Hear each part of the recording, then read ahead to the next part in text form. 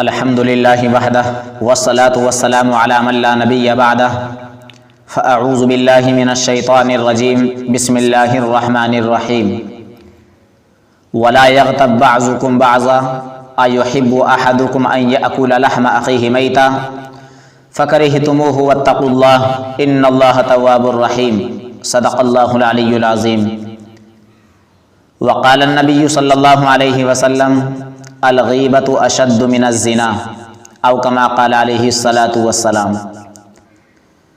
پیارے ناظرین، میں نے آپ حضرات کو قرآن مقدس کی آیت کا ایک ٹکڑا احادیث نبویہ میں سے ایک حدیث پڑھ کر سنائی ہے۔ قرآنی آیت کے ٹکڑے کا ترجمہ یہ ہے کہ تم میں سے بعض کی غیبتیں نہ کیا کریں۔ کیا تم میں سے کوئی اس بات کو پسند کرتا ہے کہ وہ اپنے مردے بھائی کا گوشت کھائے؟ یقیناً تم اس کو کھانے میں کراہت محسوس کرتے ہو۔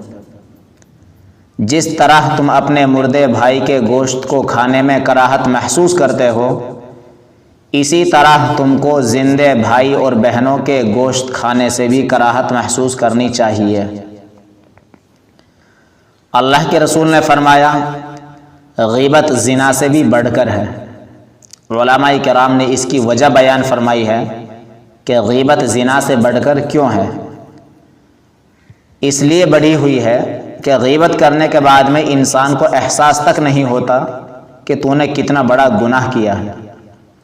زنا کرنے کے بعد میں انسان کو احساس ہو جاتا ہے کہ تو نے بہت بڑا گناہ کیا ہے۔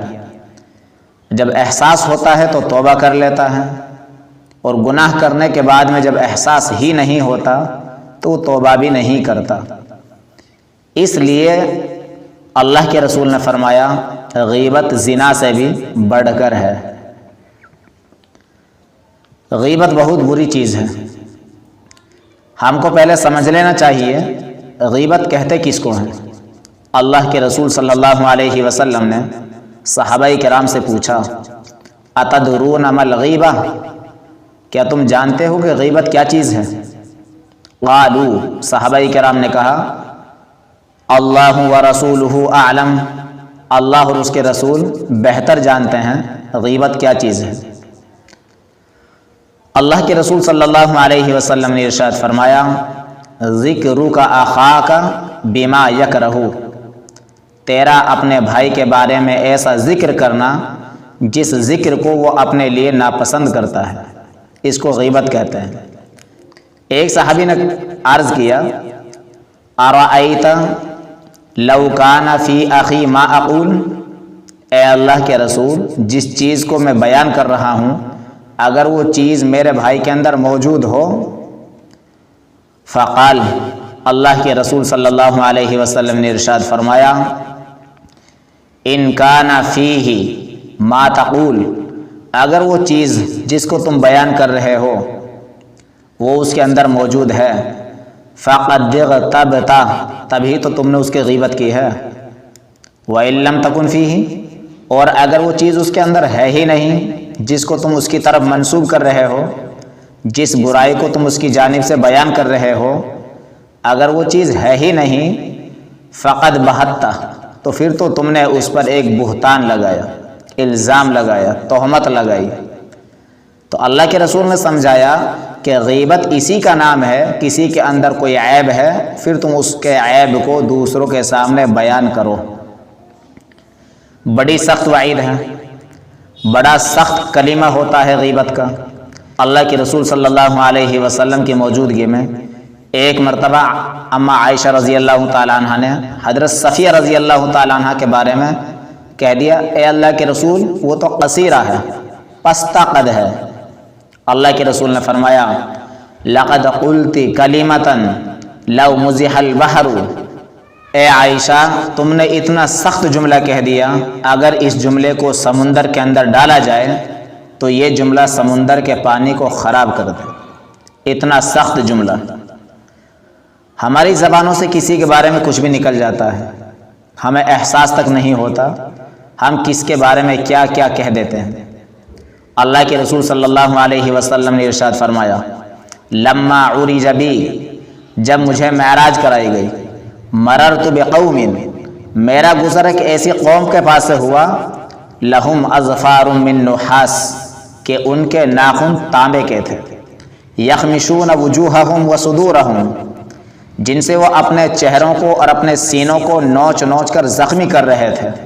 فقلت، میں نے کہا، من ہؤلاء یا جبریل، اے جبریل یہ کون لوگ ہیں جن کو اتنا سخت عذاب ہو رہا ہے؟